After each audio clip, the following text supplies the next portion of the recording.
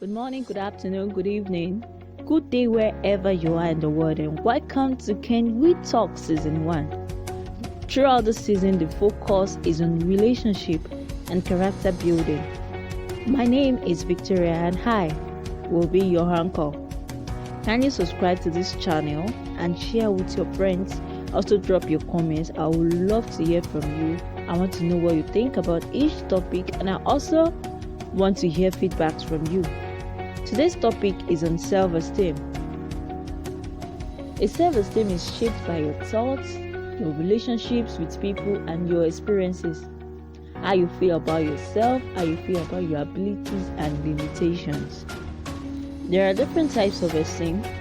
There is low self-esteem, high self-esteem, and inflated self-esteem. Now, low self-esteem is when you think below average and you do not believe in yourself, when you don't trust yourself. While high self-esteem is when you love yourself, you believe in yourself and your ability, and you are yourself without fear. Inflated self-esteem is when you feel as if nobody is better than you in your life.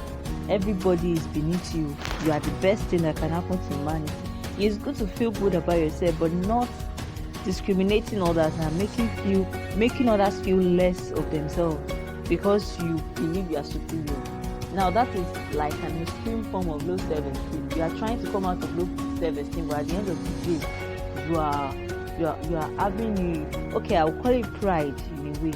That is pride. That is where pride comes from. When you say that person is proud, that's exactly how you feel like you are superior to everybody. That is an inflated self-esteem, and it's a very bad, it's a negative form of self-esteem. Now, what are the causes of low self-esteem? Could be unsupportive parents or guardians. There are some things parents say to their children and they'll begin to feel a certain way. It could be stressful life events, such as bullying or divorce or abuse. It could be due to trauma or mood swings, depression, anxiety, medical issues. It could also be due to poor academic performance. Now, this affects mostly children and teenagers. I remember when we were in primary school, secondary school, then there was one song our peers used to sing when you scored the list in the class. They sing it in Yoruba. They will say Olodo Rabata Ojo Eja Lumoje. I don't know if you remember that. And there are some times that the teacher will actually tell the other students to tell you shame because you did something wrong or maybe you failed or something. Now these are the issues. These kind of things will cause low self-esteem for that kind of child or that kind of teenager. So growing up, they might really think they are very dull and not intelligent enough, even though it was a temporary situation. So those are the kind of things that can cause low self-esteem. Now, majorly, young people, especially teenagers, face low self-esteem, and this low self-esteem kind of lead them into their adulthood, and they are unable to even become better when they become adults. There are a lot of people that overcome it along the way, but not everybody overcome it. Now, if you see a teenager that has a positive self-esteem, that kind of person will be acting mature, take pride in their accomplishment, try out new things, help others. And anytime there is a failure or frustration, they accept it and deal with it. Now, what are the dangers of low self-esteem? You start having relationship troubles or difficulty. Not a dating relationship alone now. Relationship issues with every other person, acquaintances, colleagues, at work, different people, everyone you're supposed to relate with on a good day. You start having issues because you feel they are better than you and you are less than them. You start having issues. Even when it comes to dating relationship, it can break your relationship.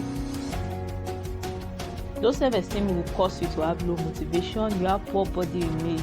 Some people resort to alcohol and drugs, and that's really terrible because they want to feel better. They want to feel high. They want to feel important. And alcohol and drugs, the effects are very temporal. At the end of the day, they keep taking it because they want to keep feeling that way, and before you know it, it will damage their kidney, their liver, or even their mental health. Now, what are the signs of low self-esteem? When you start feeling you are unloved, You avoid trying out new things because you believe you are going to fail. You blame others for your own mistakes. You're not able to deal with your frustration.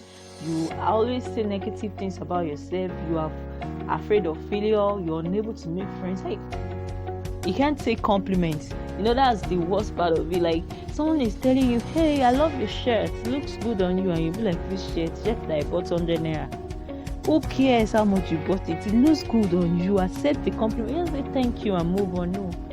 Low self-esteem will make you feel like this shirt is of low quality. Why would anybody love it? Who cares about the price? It actually looks good on you. They tell you look beautiful. You look beautiful. Don't try to feel like, no, you are just flattering me, or you are whining me, or you need something from me. It's not always like that. Most of the time they are telling you the truth. So you should learn to accept compliments. Now, how to overcome low self-esteem? Recognize everything you are good at. Build positive relationships with people. Be kind to yourself. Say positive things about yourself. Learn to say no. Don't accept other people's reality as yours. Some people might tell you, oh, you are too short.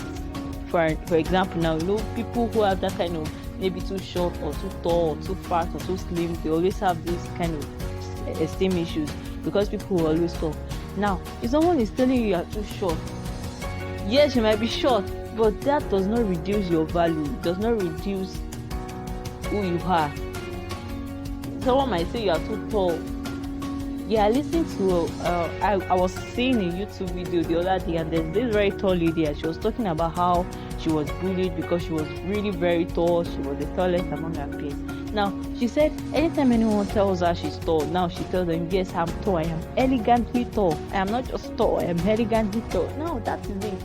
If they say you are too short, don't just feel like, I'm shorter than everybody. No, you are elegantly short, you're elegantly tall, you're elegantly fat.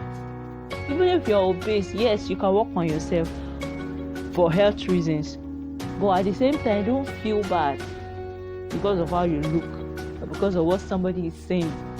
When they say, yes, you are tall, yes, you are short, but you are beautifully and wonderfully made the way you are, then give yourself a challenge.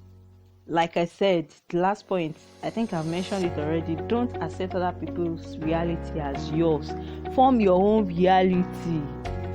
If someone is telling you are dull, you are not. Don't accept that, but that's the person's reality. That's the person's perception about you. But you yourself, are you dull? The fact that somebody called you dull does not make you dull. So don't just say, after all, they said I'm dull. After all, they said I'm stupid. After all, they said I'm not fine. Don't accept that reality.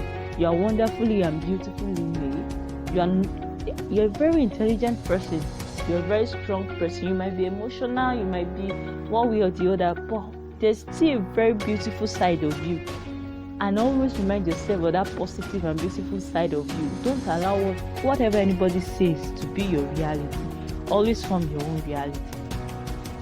Thank you very much for joining me today, and I hope to hear more from you in the comment section.